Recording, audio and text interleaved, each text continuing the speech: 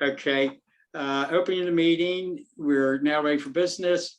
The first item on the agenda is to approve the minutes from the August 9th board meeting. Do I have a motion to do so? So moved. Okay, I'll take Second.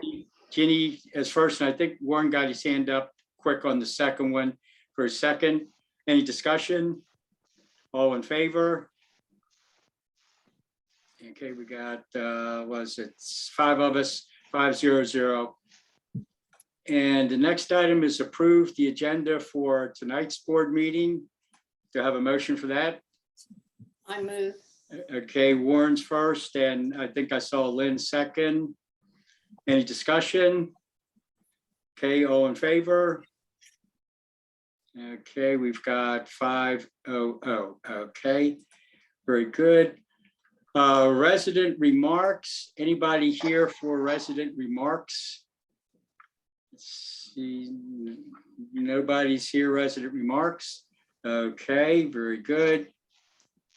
The next item will be new business on the agenda, the village cash reserve policy for fiscal year 24. And Sandy, do you have for us what CA is looking at as far as the reserve policy? Okay, so we're ahead of the game on this because the CA board only decided on last year's in July.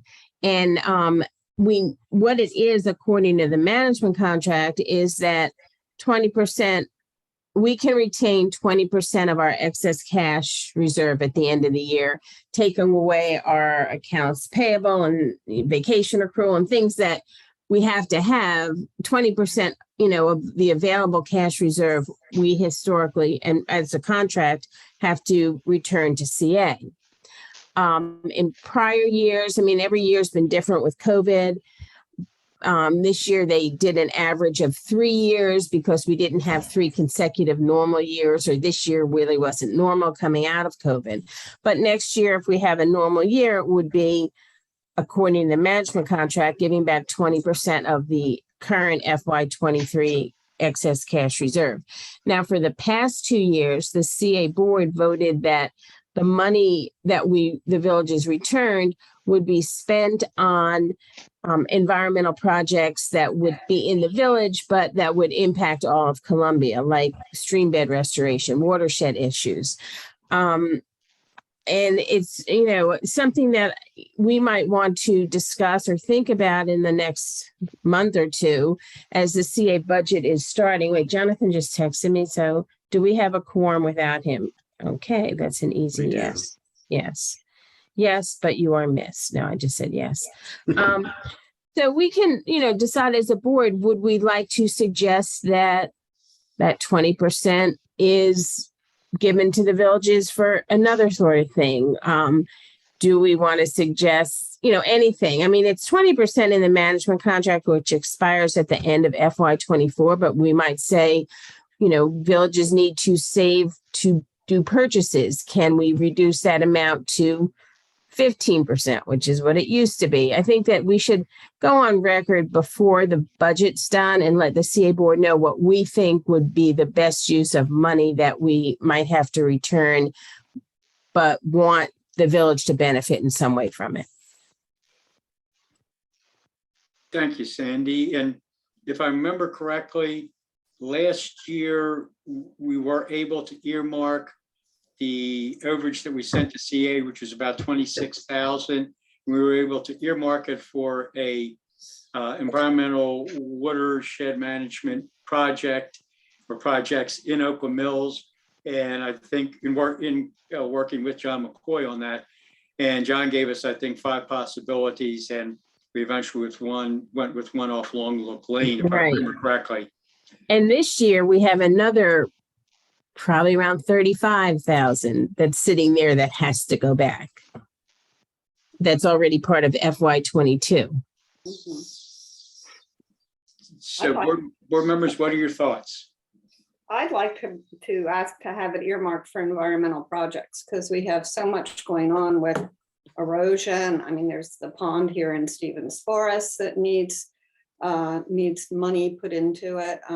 We all got the letter that Bill sent to CA asking for other options for doing pond restoration. I mean, I don't know if that will be the only thing, but I think we have plenty of things to choose from in Oakland Mills for environmental issues.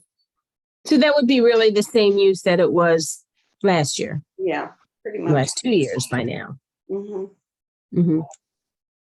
It's a win-win for everybody. It gives us- I'm not hearing you well, Rebecca. Can you hear me now? Yeah, it's a very strange sound when you talk. Huh. Just real quick, I think it's a win-win for everybody. It benefits I us. can't, we can't, does everyone else hear that? It's really, your sound's off. It's Sounds sad. like Sounds like Velcro. Yeah. Yeah. Sound like Velcro. Uh-uh.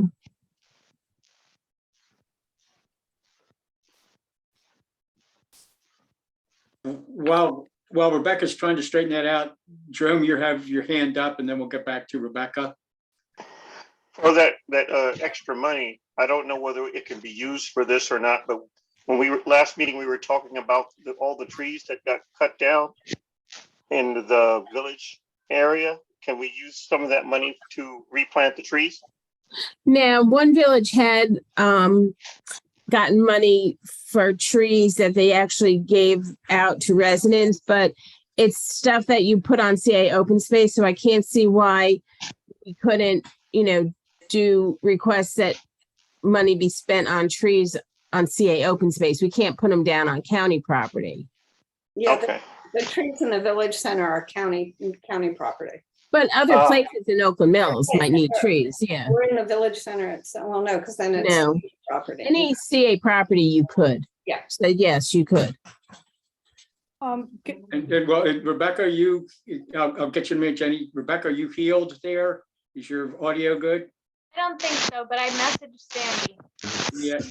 Yeah, we're still getting that Velcro sound on your audio. She's gone. Okay, she's coming back. Jeannie? I'll say my comments about the trees for when I present. Go ahead. Okay. Thank you. Other thoughts on CA, the 20% we give back, you're marking it, or other ways to deal with it? Give me a few. Well, it's gonna give you half of one of these. I'm just wondering, Bill, if we want to just constrain ourselves to just environmental. I mean, I don't know if we could make it more broad. I can see that we have lots of needs for environmental right now, but maybe down the line, we might want to have it be something else. I don't know what that would be, but. Okay. I don't know if it's more persuasive if we say a specific thing rather than just let us keep the money and we'll figure out what we want to do with it later. That would be my only concern with that. That's a good point. What you're saying. Mm-hmm. Yes, something specific, and it shows we've got plans as opposed to just give us the money. Good point. Ginny? Yeah, and remember, it doesn't just say environmental, it says that also meets the needs of other areas in Columbia. So you could do something just in Oakland Mills, and then that would be like, well, other villages maybe just don't have any cash reserves because they feel they're not getting sufficient funding. They're complaining they're not getting enough. So you could have a real battle on your hands that way. I'm just. And Rebecca, have you gotten your PC set up okay yet? You're muted. Can you hear me? Yes. We can hear you. Yes. All right. I can't see anybody. For some reason, I'm on my phone now and all I can see is myself, but I can hear see you. We can Okay, see you. And hear Anyway. you. I messaged Sandy. I wasn't going to say anything big. Just I agree. I think it's a win-win for everybody. It gives us some kind of benefit because, of our village's diligence in being responsible with our money. But also not too much of an advantage that it's stuff that CA would need to do eventually anyway. So yeah, I think it's a great idea. Just like it was this year. Mm-hmm.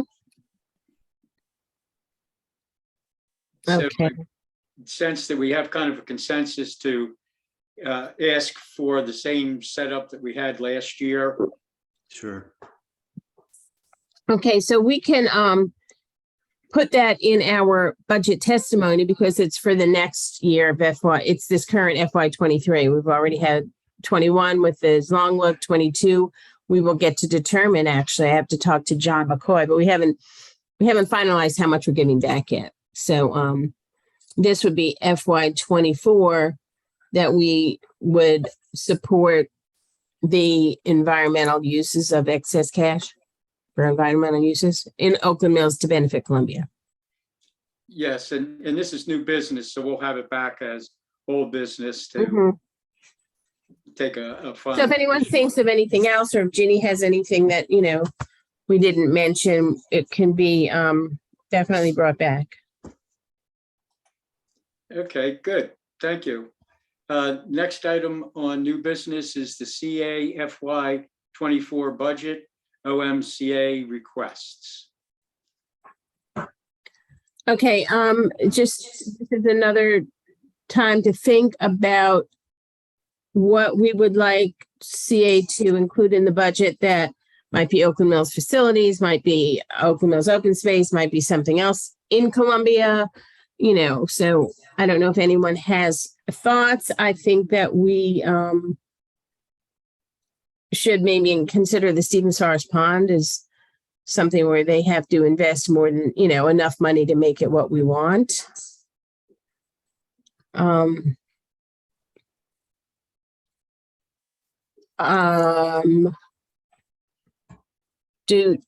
can all think about it. Our facilities are in pretty good shape, but think about open space, think about tot lots.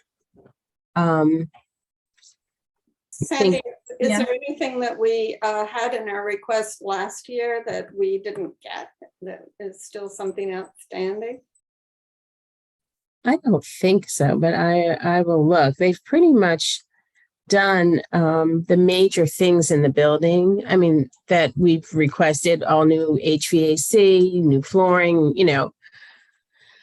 all new carpeting. So that, and I think the centers are pretty well equipped right now. So I don't see that. We always request, I'll send it to you actually.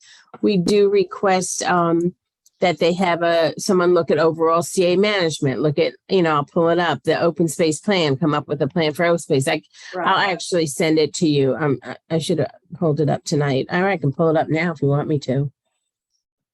Yes, if you have time, that'll kind of give us a memory jogger. The one thing I think I've been for, and I can pull it up now as you're talking. Okay, very good. Thank you. That we have testified for in the past, and is one that's big with me personally, is for CA to hire a consultant to work with CA and all the residents, lien payers, on putting together a comprehensive plan for open space for the next 50 years. Because what's in place out in the open space now is very much what was envisioned over 50 years ago. And in talking with Jervis, he said for many years, CA needs to develop the next plan for the next 50 years. And that's one thing I think would be very important to do, and not go at little things piecemeal, like, well, dealing with this individual tot lot, or maybe just the tot lots in Oakland Mills. We wanted to do a pilot that was shot down. That we need a comprehensive look at things so that we don't have unintended consequences. And so Sandy's now putting in front of us here testimony or from requests from the past. Yeah, I don't have, the open space is not on this one, but it might be that we had testified separate on that. What? In years past, we have. Let me share again. Okay, yeah, I can see. So we got,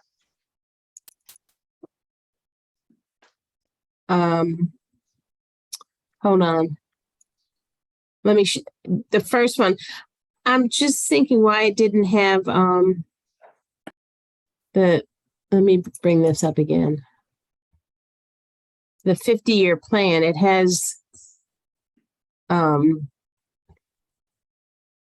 the funding of a consultant-led community engagement process.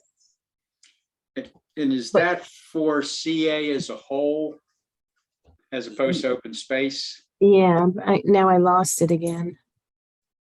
Because there was one issue that we got into a few years ago now, when CA wanted to change from an HOA to a Community Benefits Association, a CBA. And it was brought up to us kind of at the last minute. They needed to get it done in a month or so, et cetera. And that alarmed us. And many years ago, I guess now probably almost 10 years ago, they wanted to change to a Community Services Association from an HOA. We were concerned about that because as an HOA, there's protection under the HOA laws of Maryland. But as a Community Benefits Association or Community Service Association, we don't have that protection. And I think that's why we do have in there funding for consultant-led community engagement process, perform a consultant-led community engagement process to reevaluate CA and determine its function, purpose, structure, and future, to try to get CA focused on where do you want to go? Who are you? Let's get everybody involved, because we don't want you coming to us at the 11th hour with saying you need to change to a CSA or a CBA, et cetera, and get out from under HOA protection for the residents. And so it was very much a thought of, let's plan ahead and not get caught with these 11th hour requests, as I remember putting in that bullet point. I have a question, Bill. Sure. Isn't that something that CA, isn't that part of the whole, what's going to happen as part of Newtown zoning and all of that, is to look not just at open space, but looking at what is CA going to be in the next 50 years. I think that's something CA is already engaged in. Well, Jenny, you would know. Isn't that already being done? I think that's already in the works.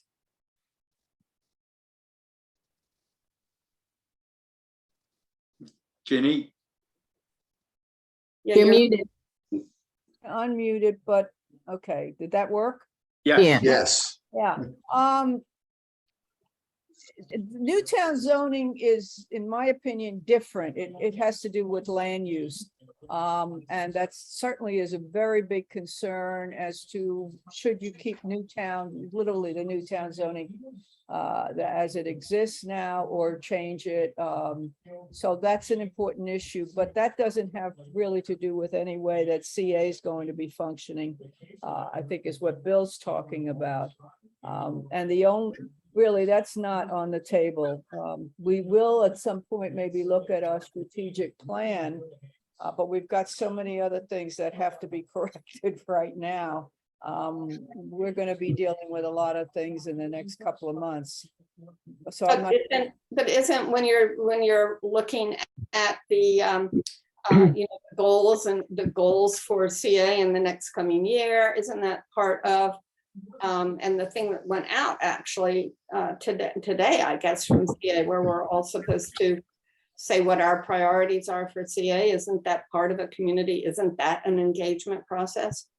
Oh, engagement with the community, yeah, but Yeah. Bill's going beyond that. I think Bill Bill is talking about is really come up with a whole new way. Like maybe you don't elect people from the villages, maybe you elect them different way of governing in Columbia, I think is what Bill means, Yeah. as opposed to budget priorities or land use priorities. Or am I wrong about that, Bill? That was my thought at the time. Was I didn't want another 11th hour from CA. But we need to next month change from an HOA to a CBA, and we the residents have to think fast and look at what's going on. To me, it was like, well, we've had 2 false alarms in the last 10 years from CA. CA, please get your act together, work with the community consultant to look at what should CA be going forward. Should it remain HOA? Should it be any one of many different things? And let's get it straight and do it from the ground up, so that we're all involved and all the options are looked at and decisions made, as opposed to 2 years from now, CA comes in with another 11th hour, hey, by the end of 2 months, we have to change from HOA to something else. My thought behind that was, I don't want to be blindsided again. Okay, CA shouldn't have done it either time before, but they did. And to me, responsible management at CA should be looking at the big picture going forward, and certainly avoid these 11th hour, we need to change the whole nature of CA without much input from anybody. Okay, so that was my thinking behind that.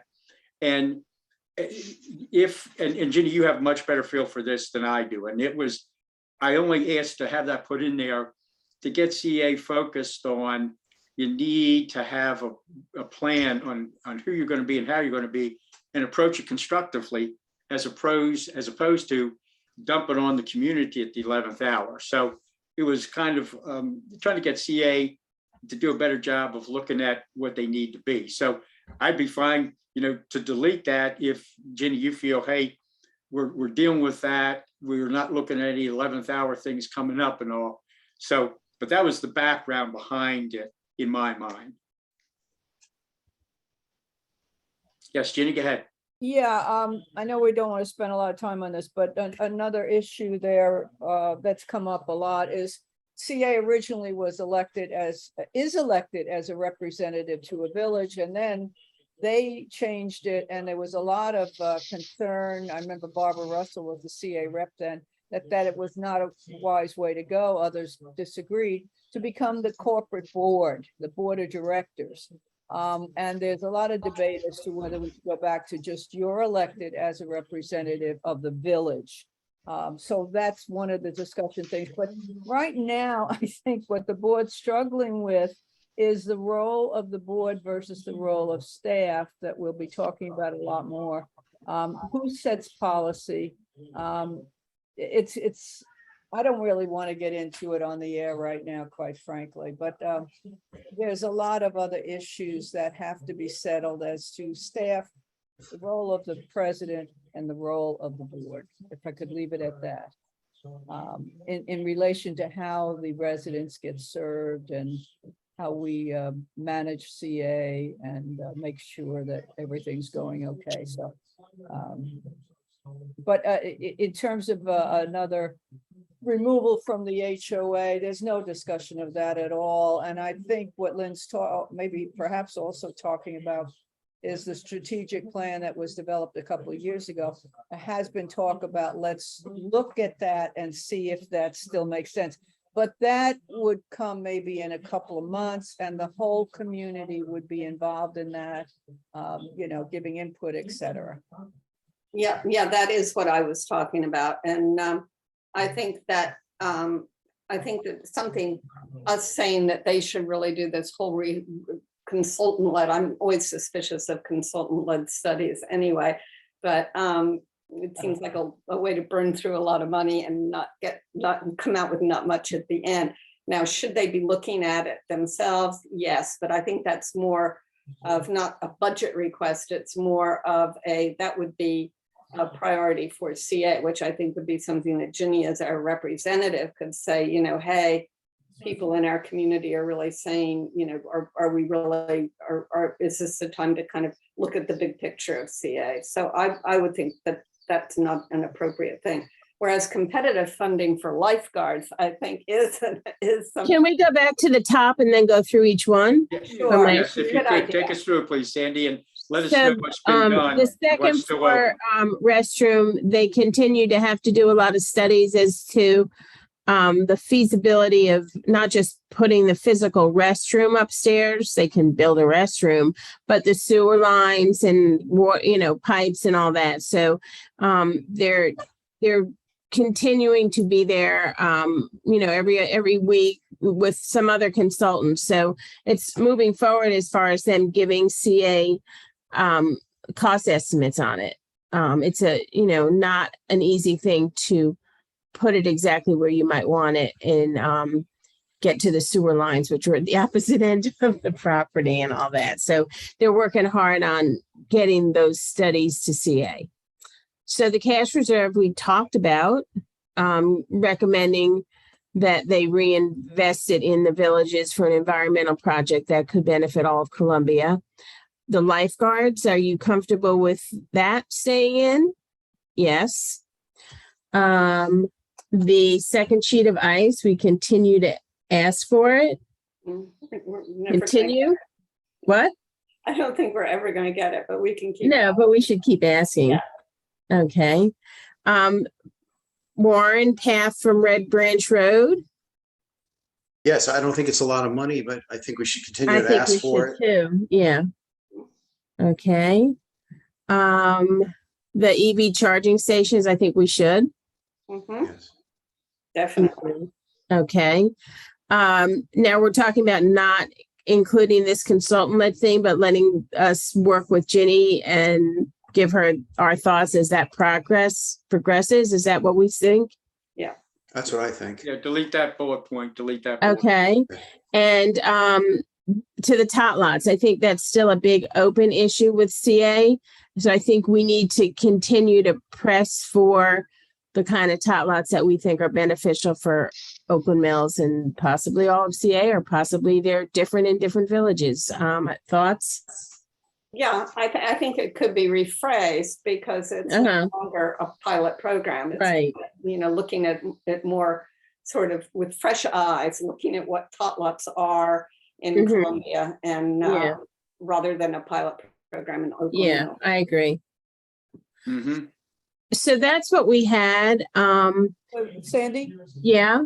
on the last bullet, would you guys consider changing that to not just tot lots, but tot lots / playgrounds, and not only replacement, but new ones, especially in the area of maybe a playground or a community thing. It's different from a tot lot. Why don't we just call it a tot lot program? Tot lot or No, a playground is for playground, yeah, play environment. I okay. would call it a play environment. Tot lot and play environment. Mhm. But Ginny, we're not trying to suggest we want to build new ones. We definitely don't need more. Tot lots, absolutely not. We've got more than we really, it makes sense. When they were developed, there weren't all these school playgrounds. There wasn't Blandair Park. There wasn't. So what did you mean when you just said saying there's not a just replacement? I'm saying there's a difference between a tot lot and a playground, and we really don't have a playground in Oakland Mills. Dorsey Search has one, and it's for an older group of kids. So, What about what's next to the Stevens Forest School? well, okay, some people may call that a playground, but if you look at the chart of the tot lot analysis that they did, that we got something out of that, it's called a tot lot. But So, they weren't calling things playgrounds then, were they? well, when they did it, they were, yeah. What about Blandair? Yeah. No, that's what Blandair is. Yeah, There's a playground. Oh, yeah. yeah, they're phenomenal. Wait a minute. I'm trying to find one other thing here. Oh, in addition to just the land and you're putting something there, I think the point that many of you have made, and that is so crucial, is the equipment, for God's sakes, that's being used. Give me a break. Right. So you should be saying something here very strongly about what are you doing in terms of really meeting the needs of children? And you know, what you've been telling me all along, I'd love to see that in here. Well, why don't we, Rascal is really something you all like. No. why don't we think about changing it instead of the tot lot replacement program? Why don't we, and advancing the tot lot replacement program, say funding to evaluate recreational opportunities for children of all ages, whatever we want. I mean, even it's nice sometimes. I mean, I see at Blandair Park, I see adults using some of the equipment. So I don't know what the wording would be. I'll leave that to to you, Sandy and John. I was gonna leave it to you. How about something like tot lot redesign program or something? Yeah, or Because they are repurposing. still, Mm, yeah, or repurpose, because Well, they I- are still at the tot lot locations. We're not Yeah. trying to expand this elsewhere. These are just How about, repurposing the tot can it lots. be like top lot redesign and repurposing? Yes. Yeah, repurpose that's is great. good. Yeah, in areas where it may no longer make sense. But it might make sense for something else to be there. Yeah, Mhm. right. That's right. It's CA land still. It's what would be best for the surrounding community. Right. Steel Court is a good example. Uh-huh. We tried taking a, a position there, but we succeeded being the pilot, but then Lakey at least been interested in doing that. They also kept telling us that the tot lot, we know the tot lot, I think it's 2016. Yeah, that was approved, but the one that they presented, I think it was 2 years ago, that they kept saying was approved. It was not approved, and you all know this. So it's really a matter of, there is a lot of interest on the part of the board to really look at this whole thing. What I'd like you to do is take the leadership role that you usually do here, take time to rework this so that it shows that you really just don't want same old, you want a creative approach to this, which frankly, probably in many ways is cheaper than the rascal. Sandy, could you read back what it was that you suggested for the wording for that? Yeah, I just said that tot lot redesign and repurposing Yeah, I think that's fine. funding for, Yeah, I don't think we need a study. I think that they work with the community. we do study Yeah. after study after study, I and mean, it it's just, working with the villages for the properties in their village, Amen. yes. And How I No more about studies. How I about think- working with parents that have kids at the appropriate age of the tot Well, lot? that'll be part of the village. I mean, maybe we'll say we're gonna have a focus group on Right. tot lot refurbishment and repurposing, and we get people in that group who are representative of a broad range of Yep. villagers, Yeah, that's what needs to happen. So we Yeah. really, there are many of us on the board. like village-centered focus group. That when we have the money, they say, we're gonna redo this lot, then we come up with something. Yeah, great. With that, when Lynn, your first wording, you read my mind because I was thinking the exact same thing. And I think your wording was recreational opportunities for all ages. And I'm going to enhance it, provide recreational opportunities for all ages for multi-generational connections. Absolutely. I mean, I love to see parents out horsing around with their kids. I mean, I think that is a great thing. Well, you say that again, And Bill. provide recreational opportunities for all ages for multi-generational connections. Great. Okay. Okay. Sounds great. I love that, guys, but they are going to get a little confused about where does this fit in? Is it a whole new thing, or are you really directing it towards, as long as you're going to look at the tot lot and playground programs, that's where you should do what you're talking about. Mhm. But anyway, think about it. That's the second sentence after the repurposing and the sentence that Sandy had. Then the second one is Bill, that the That's the repurposing. subtitle for the Yeah. tot lot title. Well, I was going to say do the other way around, start with the general, and then we could bullet point some specific examples. Because provide recreational opportunities for all ages for multi-generational connections, very general. Then you could bullet point under it, tot lot, replacement, repurposing, and one or two other bullet points to get specifics in there. And that'd be a way to do it. I think we want to keep it short if we can, because everything else is just one bullet point. Yeah, I Okay. think tot lot needs to stay the subject line because that's Yeah. the whole point. Yeah. I think yeah. that limits, I think tot lot limits us. Well, And why don't we call it tot lot slash recreational / areas. recreational opportunities? Okay, yeah. But I don't want it to be misunderstood that we're trying to build new things we don't need more infrastructure. We've already got that. We just want to repurpose the infrastructure we already have.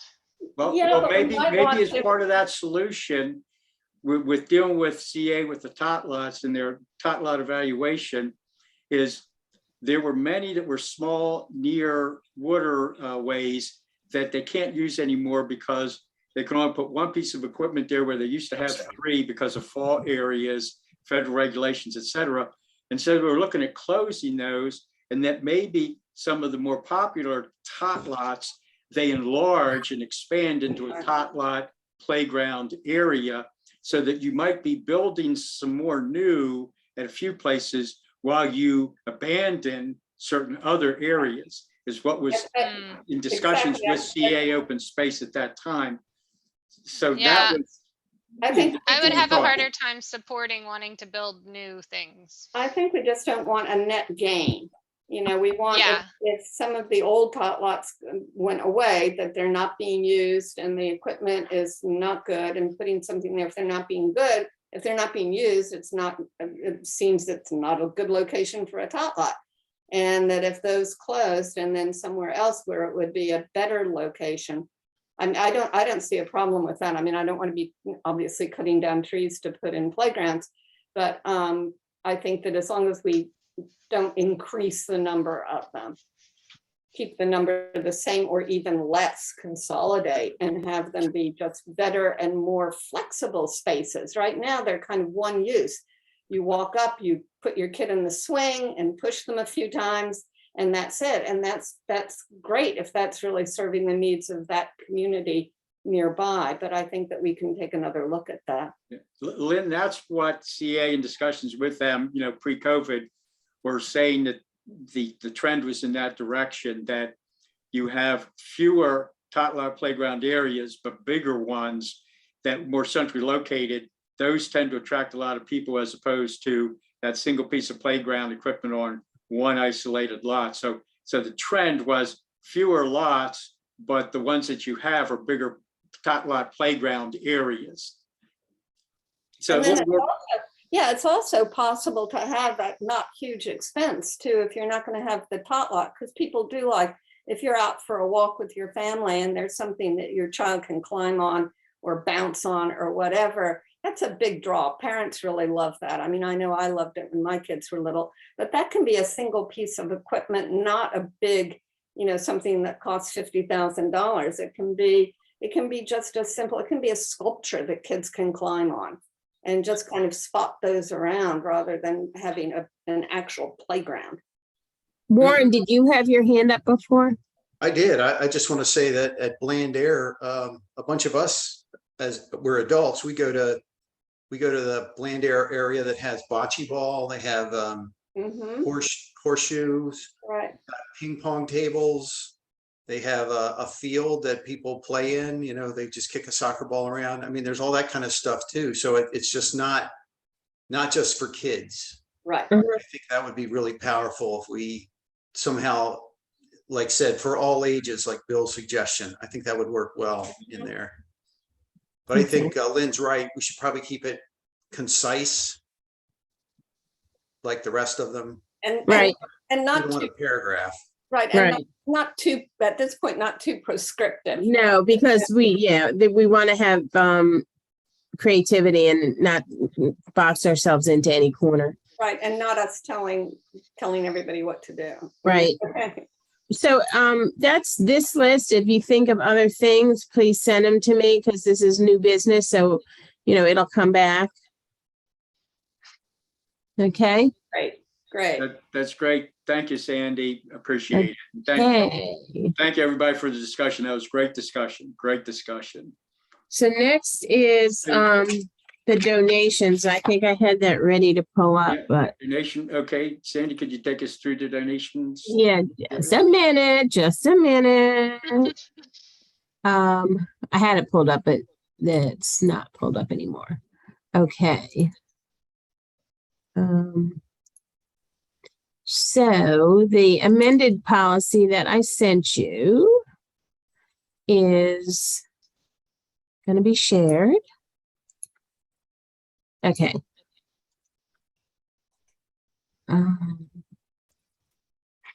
Okay, so this policy is what we have been using since, really, we tweaked it, but since 2016. And it basically says that we will consider donations for organizations, groups, and purchases that benefit the common good of the community. Submit the donation request to the board no later than October 15th of each year. We'll review the request at one time at a board meeting, vote on requests at the following meeting, and the process allows time for board members to consider their requests fair and equitable. The association may raise funds or collect donated items at any time for the purpose of addressing the needs of Oakland Mills and the greater Columbia community. The board at its discretion may amend the rules of this policy on an as-needed basis. And it tells you what you have to do. Is this the current one where you have to be a 501c3? It doesn't say that here. Yeah, I think it should. 'Cause Yeah, no, it did. So I'm thinking I have an old one. Let me look at the one that I sent everyone. And it didn't say it there either, actually. And I'm surprised. Yeah, on the amended one, it doesn't. What? On the amended one, it doesn't mention what you're talking about. It does not say 501c3. Correct. Because they had to send us proof of their nonprofit status. I'm feeling like, why am I not? It does say send proof of nonprofit status. Oh, yeah, a copy of the organization's nonprofit status should be submitted. Yeah, thank you. I'm looking for the number 501c3. What? But it should probably say that earlier on because it just says to any organization. right, it should say it right up front. Okay. Okay, upfront nonprofit. Mention nonprofit, yeah. And 501c3 specific. I'm not sure if that's what the schools are. Oh, okay. So, and we're not, I'm not sure that, like an interface center is, but as long as we see that they're nonprofit and have some nonprofit designation. Right. So that has been the policy. Jonathan brought up that we then sometimes, and not every year, have excess funds that we might know about in March. We wouldn't really know earlier than that after our third quarter financials are done. So we then updated it to give a new deadline and a new date. I don't know if you want to incorporate that into the policy because we might not have funds. We don't want people to say, oh, well, let's wait till April. We might think we want something then. And come April, we don't have that money. Or do we want to have a second, submission addendum, if the community had money, or we could consider additional donations or what? Sandy, could we do something where we've done this in the past, where we hold back whatever the money is that we have for the December donations, or whenever we do it? When do we usually do it? They have to. We do it in late November. Late November, and hold back some of it and say that more money will be available for a second time. Well, we don't know that. Like this year, our budget isn't that big. Last year, I think I put a lot more in it. Okay. Let me pull up that addendum.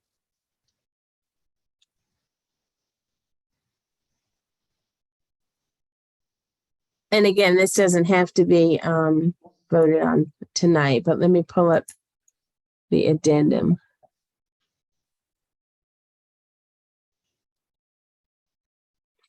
Okay.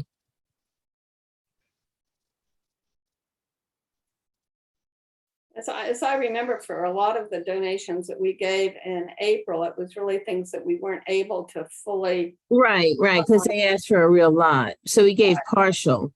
Right. And then we said, if we have money, we'll consider it again. Mm-hmm. So that was the new one where we gave them a new deadline, went through the same kind of requests, and I can make sure they know earlier on it's nonprofit. Procedure. And the one thing that we did say was that we would only make one donation per requester per year, but I have a little concern with that. I don't know that we need to put that. We still, at the board's discretion, can decide who we want to give to and who we don't. And we might have, say, an administrator of school had something that she really felt like was necessary in the fall, but then as the year went on, that same person had a great need for something else. So I don't know why they couldn't send it in. I would think it's up to the board to determine whether we accept it. That's my I opinion. agree. And also sometimes school administrators come up with something that they want to do at the end of the year that would be Right. a program for the kids during the summer. Hmm. So I don't think we need to say that. And These also, are ideas. and also we gave more than one donation per requester in the spring. Well, we gave partial, like we gave maybe out of the 5,000, we gave 2,500 for certain things they asked, and then we looked at the rest of it. That's the same person. So yeah, That's the same person. So right. I suggest we delete that. I don't Mhm. think. So are you comfortable with having the policy that we had originally?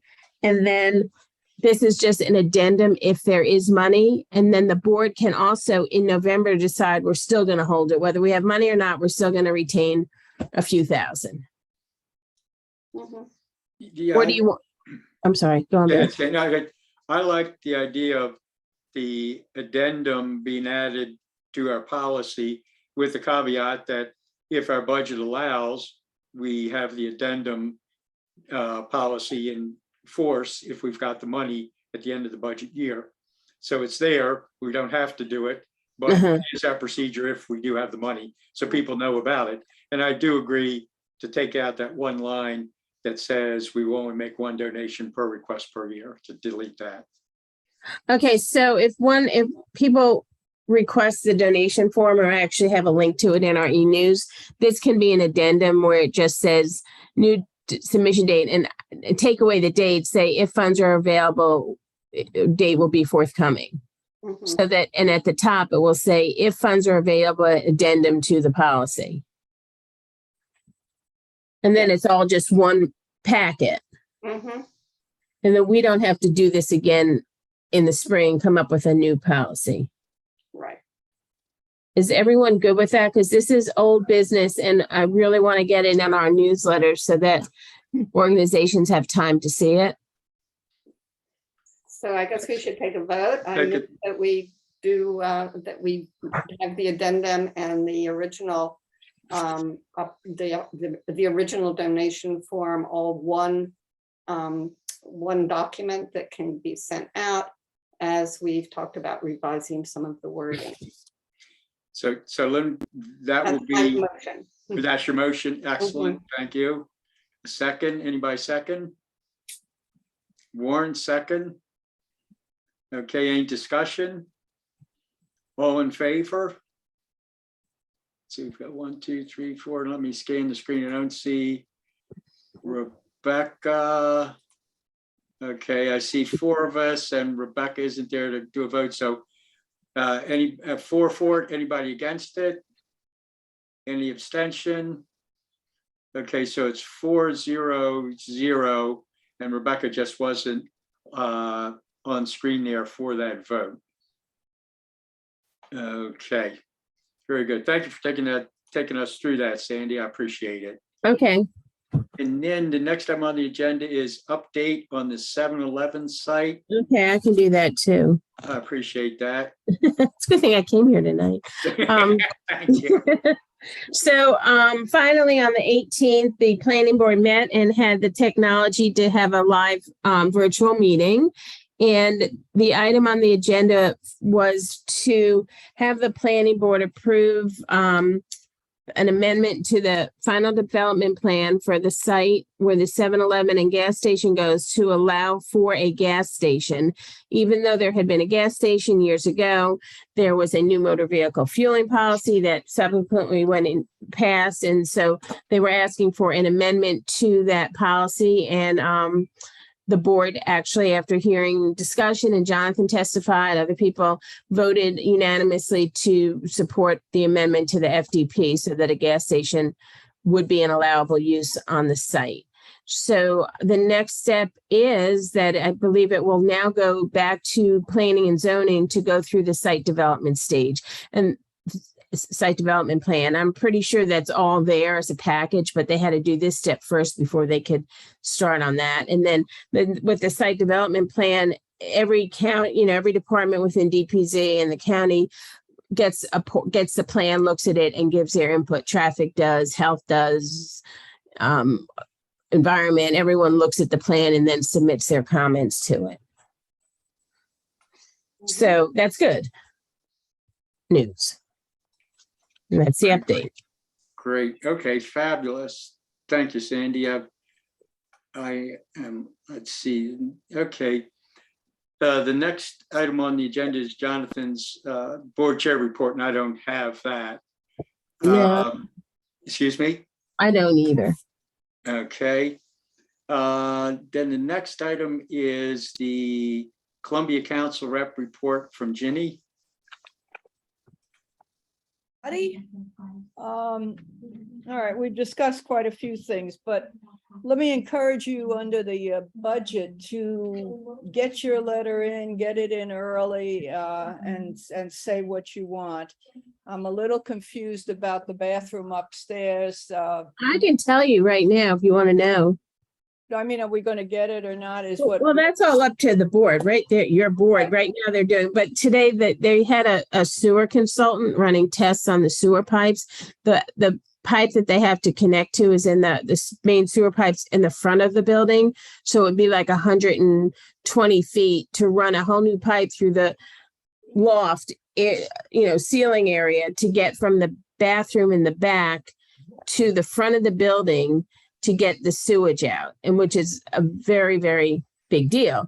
So now they came back and looked at possibly being able to put the bathroom back where they thought it might go, which is in the storage closet, which is in the front of the building, and then building where the bathroom was going to go in the back, that same size area as storage. Okay, well, they're going to give us all the options. We did get it in at the last minute in the budget last year. So this is what they promised to do. That's what they're doing. Yeah. I just want to make sure we keep on track with that. But if you guys just get everything you want, that's really important. Some of the other things that we'll be looking at when we meet on August 29th, the draft agendas that have been done by the staff, we asked that Eric and I asked that they be produced a lot earlier than they usually are. Usually you get them a couple of days before. We asked for them August 19th. Well, we did get them today, August 22nd. So they're online. You can take a look at what staff is proposing be the agenda items through November. What agendas items? The staff prepares the agendas for September 8th, September 20th. Oh, for the board. For 13th, October 27th, and November 10th. That's pretty significant. And this is what they're saying they think CA should be doing and the board of directors should be doing. This is an opportunity for us to deal with some things that we think need to be done, but what we'd have to do is remove one of those or, switch, use the time differently, etc. So if you're interested in this, I'd love you to look at the agendas and also look at something else I asked be included, which is for the first time. Usually we get it that night. But what are the other proposed topics that board members have been bringing up, many at your request or people's request? So you'd see what some pending items are that didn't get on there. but things that people are interested in. And that's the backup material here. You'll see these charts. And what I'd like to hear from you is, well, I've looked at those 5 agendas. And I don't see anything on X. You know, you need to really deal with X issue. And any suggestions you have, how we go about it, like you think we need somebody to present testimony, or you got this person that's really good on this, whatever you think. So that's really important, because there are a lot of things that aren't on these 5 agendas that I personally think need to be on these if we're going to get our job done for the residents. Okay, so is that clear as mud, or is it okay? I mean, some of you are really new to this, so if it's not clear, I'd be happy to, you know. I think what would be good if you sent a link to where it is, because probably what's not clear is where to even find it on the board Right. page. Actually, I sent it the other day, Susan Krabby email, guys. Did you get that? I thought that was on the budget, That but was on the budget. I'm sorry. Yeah, the one she sent to the board. Yes, I will do that, Sandy. And then you can, Ginny, you're saying that you don't decide what's on your agenda, like us as board members, we decide what's on our agenda. You don't decide what's on your agenda, the staff does? For all meetings or just some meetings? well, these are the meetings. You get 2 Oh. meetings a month. You have you know, a discussion meeting the second Thursday of the month, and a voting meeting the 4th Thursday of the month. Sometimes you'll combine it, like in November. Good chance we'd combine both because we only have 1 meeting, although I'm almost thinking there's so much to get done. I think we maybe should consider meeting twice in November instead of just once. But yes, you, Rebecca, yes, you're absolutely correct. Interesting. Yes, I think so too. So what I'm trying to say is we have got to really use this opportunity on the 29th. The voting members of the BOC, there are 4 board members. The chair and vice chair always attend all of them. They're held quarterly, obviously. And then we assign 2 others to be there, and Lakey has a vote. But Lakey and her staff developed these. That's the way she does not want board involvement in it. She said the board can do it on the 29th. So yeah, in the past, with the past president, there's been, I know I've talked on some issues with him, and the agenda with the chair was developed a little bit with the staff, with the, you know, I won't get into all the background information, but it has been handled a little bit differently in the past, but it is not being handled that way. The president says this is what they think, and if you don't like it, we have to change it on the 29th, or we always have the option of changing it at a board meeting, which we've done, as you guys do. You just, you know, amend the agenda to add something. But you don't want to do that too often, because you really want the public to know what's on the agenda in advance. So, any other questions on that? Okay, I will get that sent to you, guys. Thanks, Sandy. Couple other things that I see us really looking at is the whole tree policy. What is CA's tree policy in a public meeting? What is it? Is it true that we only plant native trees? We want to make sure that the notice issue has come up with both the county, but it also came up in an area about 1.5 years ago, 2 years, where the CA went in and just cut down a lot of trees in back of a couple of people's homes. It was kind of a shock. So I think I got that changed, but I want to make sure that that's in the policy, and staff must notify people that they're coming in. The trees could be ready to fall over, they're going to die, but people still want to know. Oh my God, they don't want to suddenly see it's all gone. So notice is one, and time for replacement is really important. You know, that the people know when you're going to replace them and what you're going to replace them with. There are other issues that board members will want on the agenda regarding Lake Elkhorn, that stream thing, the whole Lake Elkhorn development, to hear both sides of it. The flow chart on what actually is involved in the Lake Elkhorn development, so the public can see that, what the tasks are, who's responsible for them, when, and if the public have any opportunity to comment. So all of that, we're trying to make changes so that will be much more open and transparent. The other thing that's missing here, and we have a disagreement, I'll tell you my position. Apparently, the last board just didn't seem to want to deal with the annual charge and the rate setting at the beginning of the budget. Staff feels strongly that we'll do it at the end. I have a problem understanding how, in my opinion, we need to be doing this right away so that staff knows how much revenue you're going to be bringing in, so they can then prepare a budget of what are the fixed expenses and how much money is left for other services, et cetera. So I don't see how you do it at the end. I just am totally lost on that. So I know there's going to be a little debate on that, but I will be pushing with the BOC to have this on the agenda early in September. I think it's important that we decide whether we are going to raise the annual charge and the rate or not. And you know my position on that. We're not. That's been consistently my vote. I think we have sufficient money, and I think we should be perhaps looking at where that money is going more. Last year, the debate was the board has no role in operations. That section of the budget, which is an enormous part of the budget. I don't agree with that, and I'm hoping some of the new members of the board agree that we are responsible for the entire budget, So that's going to be a little bit of an argument too.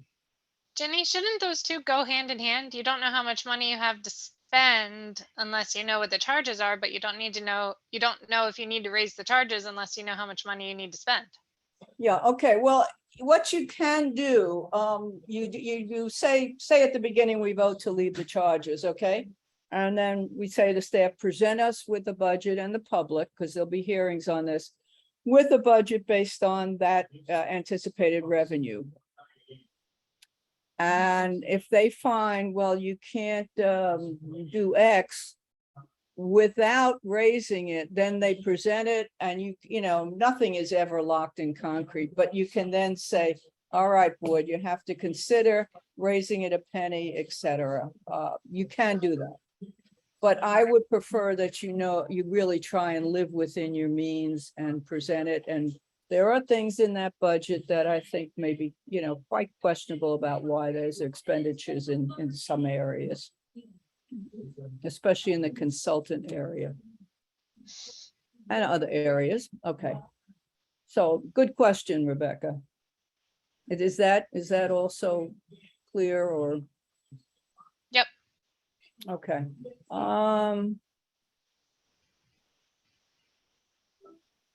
I guess that's about it. So what I'd love to hear from you is some things that when you read these agendas that you don't see on there, or you see something and say, why are you wasting your time dealing with whatever, when there's so many other important issues that have to be dealt with.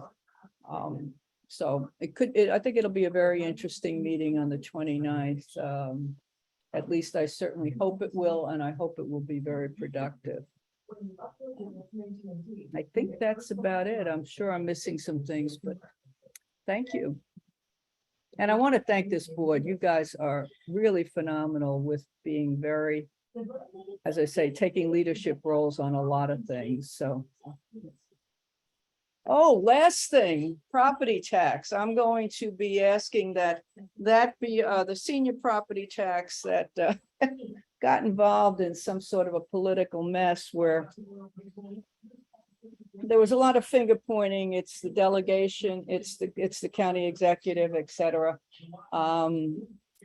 but nothing got done, so it expired for people that were receiving a senior or veterans property tax deduction and had received it for 5 years. It was discontinued, which also not only means they don't get the reduction from on their property taxes from the county, but CA, if you could show that you had one from the county, you would get one from CA. So the Senior Advisory Committee is asking Deb Young to come before them. I'm the liaison to that CA Advisory Committee, Senior Advisory Committee. And they're asking her to present on, I think it's early September. She will be introducing the bill that says that the county wants to continue the this senior and veterans property tax deduction. Because the legislature and Governor Hogan especially really pushed to allow the counties to do it if they wished. And Prince George's has done something. I don't know if other counties have as well. But you heard from Peter Brunner the last meeting. Montgomery County has. They have by now? Okay, thank you. I think Anne Arundel has. Oh, wow, we really are Yeah. way ahead of the curve. Okay. So when Peter spoke, it was only Prince George's, so I'm glad to hear that. There's a couple of issues with that. One, I think it should be retroactive, and I've talked to Deb and her staff are talking to the Office of Law.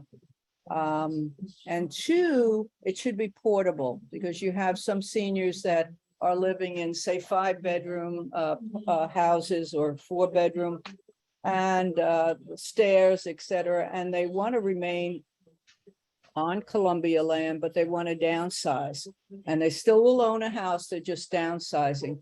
Well, I think it should be portability where the total number of years, instead of 40, they're changing it to 35 years. You have to have lived in the community.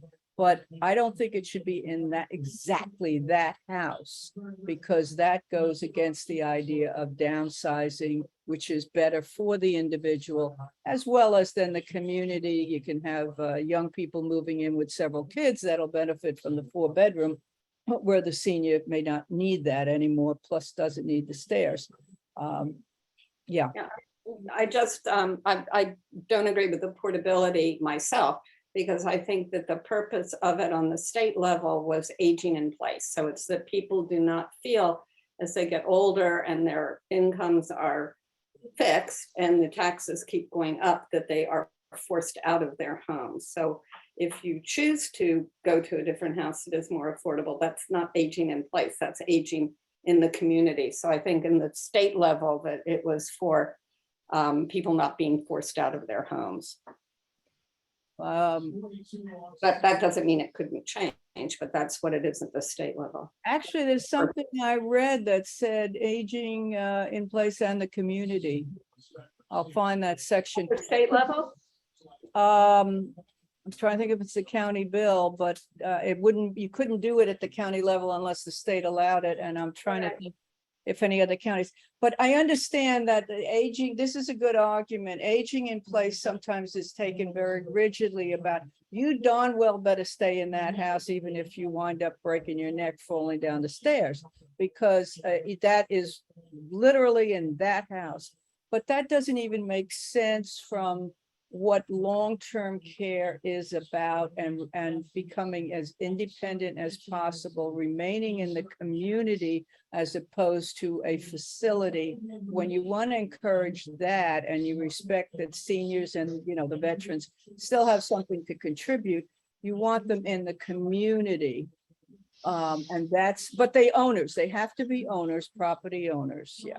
So yeah, that I agree, but it's the hardship of having to continue paying taxes on something that you paid taxes on when you were working, and then you aren't working, and it can, how many, I mean, people have to sell their houses because they can't afford to pay the taxes. I mean, and if you move to something smaller, the taxes are already lower. I mean, I don't know. I mean, you know this better than I do, but I think that I think that the purpose of the aging in place thing is so that people aren't forced out of their houses because of the increasing taxes on the property that they own. I think that's a really good point, Lynn, and I'd love to see some data on that. I'll talk to Peter, and you can call him also, Peter Brenner, that's an expert on this. Because I'm not sure the little amount that people are getting really would allow them to continue to live in that 4-bedroom house with all the things they'd have to do to, you know, adjust to living in there safely. Plus maybe a bigger lawn than they would get in a smaller house. That's costly. So I'm not sure that really economically the amount of money they're getting would even allow them to remain in that home with the prices and how things are going in Howard County. But it's an interesting point, but I'm just stressing the other point of view. Mhm. Keep people in our community. So that's about it. I think Peter gave you guys a letter the last time to see if you would support that. But I am going to push to try and get it on the agenda for the BOC for 15 minutes. Maybe Deb Young can come and I'll give her some of these questions that people are raising. And maybe she can speak out, which would be good, and deal with some of these issues. Another question, is it not feasible for CA to offer the discount on the CA lien, even if the county isn't doing it? That's a good question. I don't know how it was actually set up. I mean, I know it was supposedly set up that you had a show that you got the county lien or yeah, you know, property tax deduction in order to even submit it to CA. So if it's not legal, I doubt very much CA, our lawyer would probably allow for that. I will ask though. I'd certainly simplify it. Mhm. But the real thing is it's been discontinued if you've been getting it for 5 years. So you'd be saying CA could go ahead and do that anyway. I don't know. But I'll check. Good question. Okay, thank you very much, Jenny. Appreciate it. Sandy, your village manager report, please. Okay, thank you. We actually did have our audit in July. And we're waiting for the report from the auditor. And so we're not submitting our first quarter financials yet for approval because depending on the audit, we might have to change the year end financials a bit, and then that would impact going forward. So I wrote to Dennis Maddie, just saying that we'll need an extension until late in September to get our financials approved. But the first quarter looks like every other good first quarter we have. Our rentals are up. Our expenses are consistent. So, you know, we're ending the first quarter on a very positive note. Our rentals, and I'll let Brigitte, she'll talk about that later. But so just so that you know, you're not expecting that. I will not be at the first meeting in September. So we're not going to get anything until the end of September. I was able to touch base with the new owner of the Village Center, Klein Enterprises. Finally today, I sent a letter to every name on their portfolio, and hopefully Jonathan and I might meet either by phone or Zoom, or I really hope in person. It was just a late night email tonight on Friday with the asset manager, and the police are also contacting them because they want to get some banning in process for the biggest problems right now are behind the side of the Second Chance. And so that's Cedar owned, and Sam Smart, that's not Cedar owned, but to be able to have a process for banning on the new owner's property like he did with Cedar. And I'm pretty sure that's not going to be a problem. Went to the opening of the ribbon cutting of Banya, and thank you, Warren, for being there. The owner and his family are terrific. Really nice people. Thank Calvin and his staff, and Dr. Jones and Ashley and Michael were there. So it was very nice. He had some homemade samosas for everyone, which was really nice. And it's a really nice market. So please do stop in, let them know who you are. And I think you'll really like the way it looks. Let's see. I am going to now introduce Brigida. Now you all know Brigida, but she's at the meeting, so she can give you an update on our facility. Warren, oh, you're just waving. Our facilities and our upcoming events, because we're starting out with a whole slate of activities. So Brigida? So hi, everybody. Good to see everybody that I haven't seen in a while.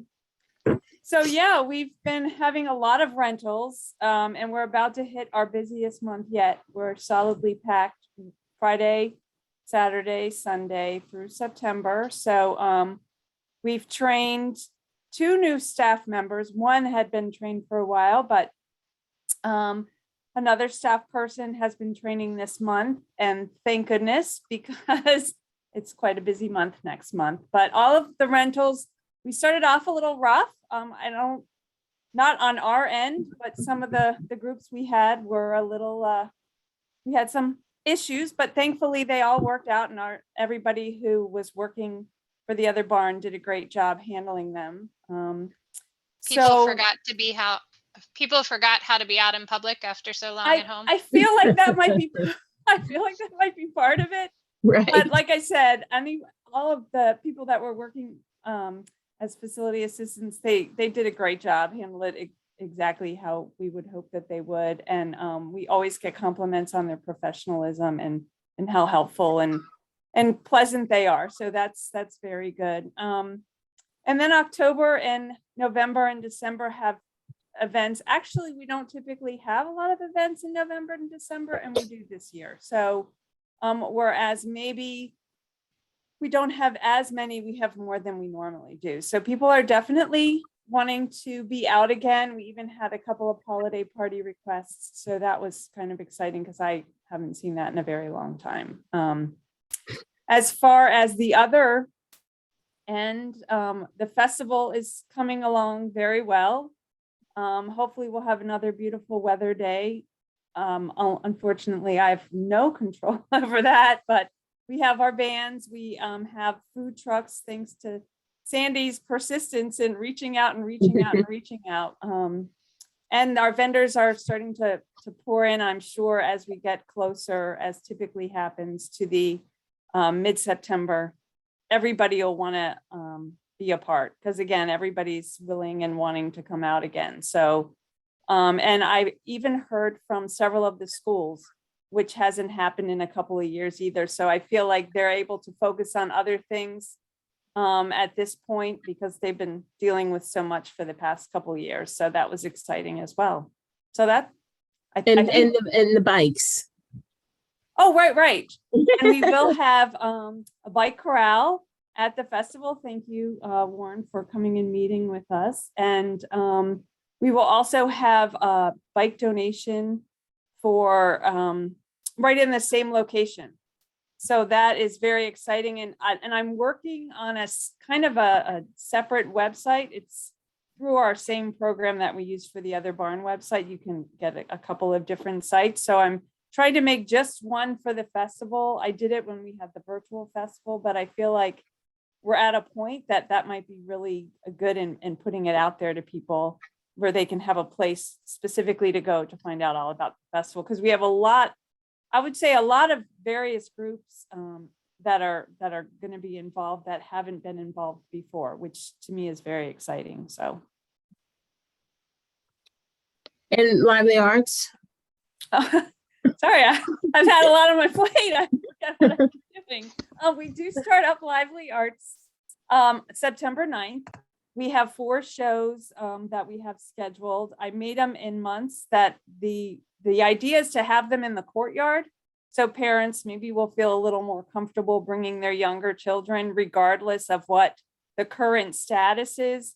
But the idea is, if they can't hold them in the courtyard, we'll determine whether or not it's a safe or comfortable time for the performers to move upstairs into the loft. And all the performers are familiar with kind of what we want to do, and they were in complete agreement with it and very excited to be coming back. They're all performers we've had before. And they're 4 performers that have been coming, and everybody loves them. But the interesting thing, when we had our program in May, on May 20th in the courtyard.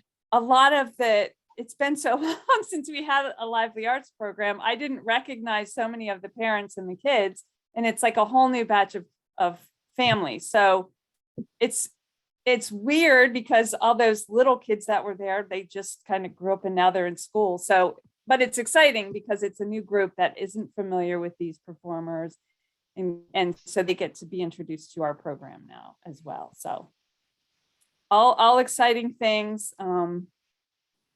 It feels strange to kind of have some of these things coming back, particularly lively arts, because it seems like it was so long ago that we had our last lively arts performance, but it's exciting. Thank you. Thank you. Okay.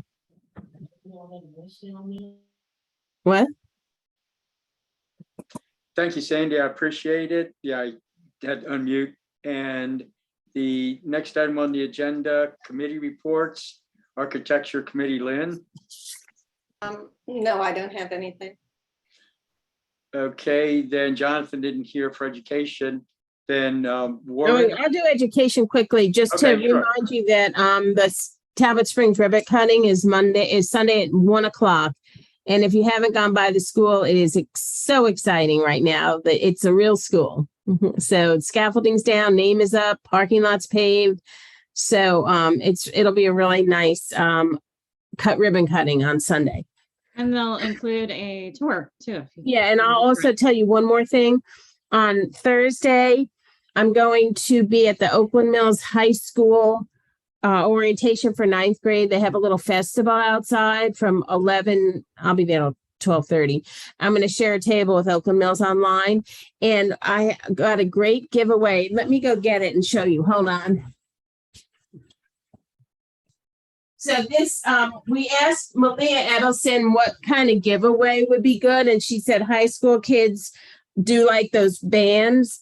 So on one side of the band, it says Oakland Mills, and on this side, it says Strongest Together. And I ordered 1,000 of them for really cheap. So we have them to give out to the kids at the festival on Thursday, and then we'll have them for our festival. So, and because it says Oakland Mills, it doesn't just pertain to the high school. I should hold it. So those are the bands. Nice. Yeah, I was excited.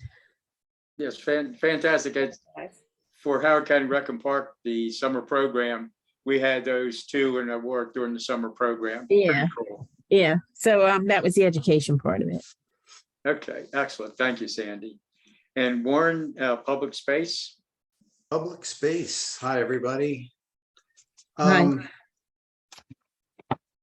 I asked Bob Marietta, who is a regular at our meetings. I said, what is going on with the e-scooters? Because I live on the other side of 175, so I don't see the scooters, but people send me emails, and I guess Ginny and Bill get a lot of complaints about that. So I said, what's going on?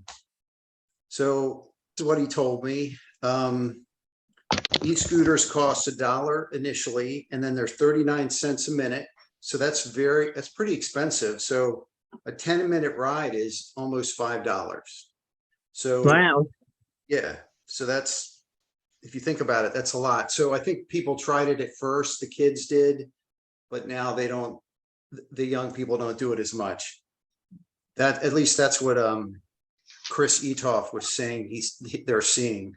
But Bob also mentioned geofencing. They have, he works at HCC, so he's the safety guy there, and he's in charge of the scooters. He talks with Chris about the scooters there, and he said that geofencing, it's a great idea, but it has a 30-second delay. So you can actually take a scooter across the pedestrian mall area that's supposed to be geofenced off. And they actually tested it. You can actually get all the way across from one end to the other, even though it's supposed to be geofenced. As a matter of fact, someone actually went into the Columbia Mall, got inside the Columbia Mall and that's geofenced off because it's such a long delay.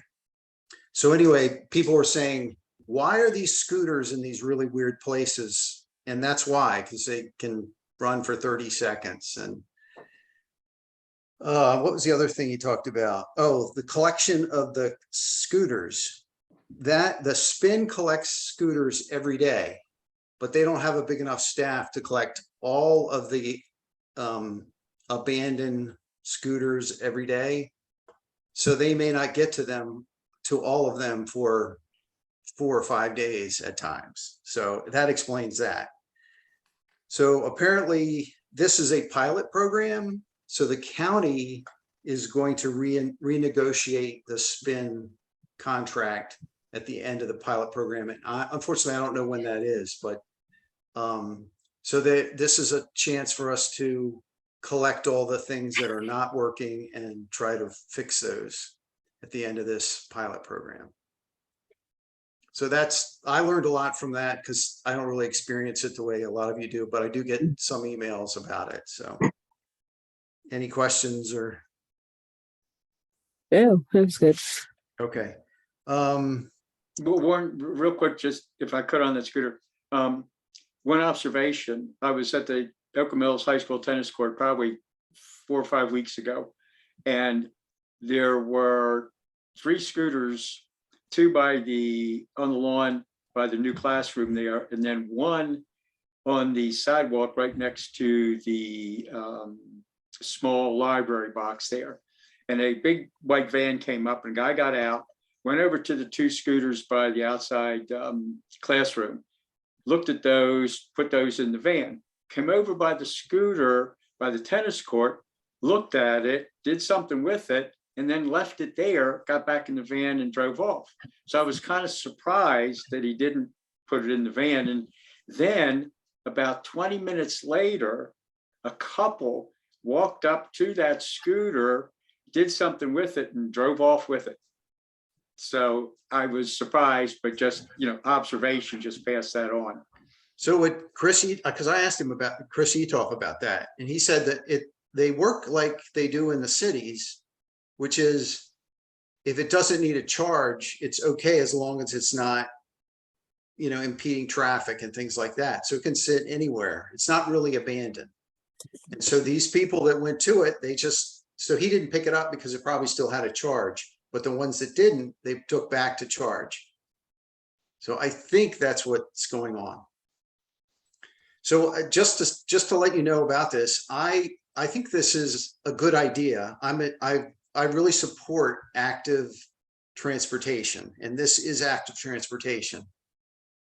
I just think it needs a lot of tweaking, and I hope that the public doesn't get anti-scooter because it's, because it hasn't been run well. So that's about all I have. The other one was Lightning View.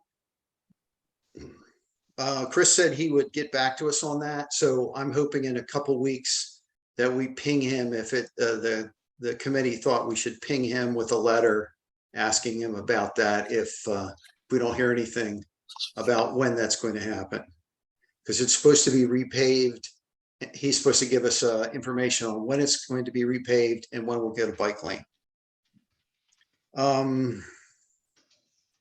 So I rode on the Oakland Mills Road bike lane. It's all marked now, and it's amazing. I really like it. It does not have the it doesn't have the flexi posts, but it's traffic is slowed down. People know where they're supposed to be now. All the cars are marked where they're supposed to be, and the bikes know where they're supposed to be. And if they get the flexi posts up, it'll be great. They still don't have all the crosswalks up, and they don't have all the traffic lights up yet. So, but it's looking great, and I'm pretty excited about that. And this will be the first protected bike lane in the county. Yes, Jenny. Warren? Yeah, Yes. is that wide enough? I was looking at it, and because you got bikes going this way and then the other way right next to each other. And is it really wide enough? It is. I mean, I didn't meet any other bikes, but I had plenty of room, so. Okay, okay. I was concerned about the bikes that were closest to the curb and whether that was, if other traffic's coming, bikes are coming this way and they're going that way, whether that would be safe enough. Okay. No, I think it's great. It's really good. Oh, there's a tree giveaway on August 27th. It's at the Oakland Mills Interface Center. And there's a link in my on the minutes if anybody wants to get a tree.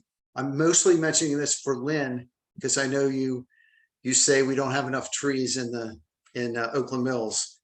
So if anybody wants a tree, you can go to it's OMI tree giveaway. I think it's anyway, the link is on our minutes. The other thing what was that? I just said thank you. Thank you. Oh, you're welcome. The other thing is log chain in Mellenbrook. Someone at the meeting mentioned that there's a visibility problem at dusk and at night. So I'm trying to get them to, or I'll put in a Telhoco request to have that fixed. We'll probably need some kind of, it's not visible enough there and it is a little dangerous. Today I put in a C-click fix. I put in 2 of them because there's no street sign at Farewell in Oakland Mills and there's no street sign that says Farewell at Farewell and Stevens Forest Road. So I did 2 separate C-click fixes. Someone had called yesterday and I'm like, that's interesting. Let me drive there. And maybe they took the street sign down when they were doing Oakland Mills Road, but there's nothing, you can double check, that says Farewell on either end. Okay. I'll look for that. And as Brigida mentioned on the 1st, we're having a bike corral. That's free bike parking for anybody who wants it. And we'll be in the parking lot. Thank you, Brigida and Sandy, for meeting me. We're also going to have, if you have a bike or you know someone that has a bike they want to give away, we're pairing with free bikes for kids. And you can drop it off there and they'll come by and pick it up a couple times during the day. And we might have a family bike ride, but that's still in the works. And we're going to have another bike corral at the Ellicott City Music Fest in September. I'm sorry. Yeah, September 17th. And that's it. Okay, thank you, Warren. Appreciate it. Sure. Okay, bulletin board. Amy, anything? No. Okay, thank you. Just a smile. Thank you. That's good. Brigida, anything? Okay, no. Sandy, anything? Nothing that I haven't said. Okay. Ginny, you have anything? No, thank you. Okay. Lynn, No, nothing more. Rebecca, Nope, not that I can think of. okay. Warren, Nothing. okay. Jerome, Oh, I have nothing for the group. okay. And I have nothing either. So we've come to the end of the agenda and the meeting is adjourned. Thank you all so much for Thank participating tonight. you.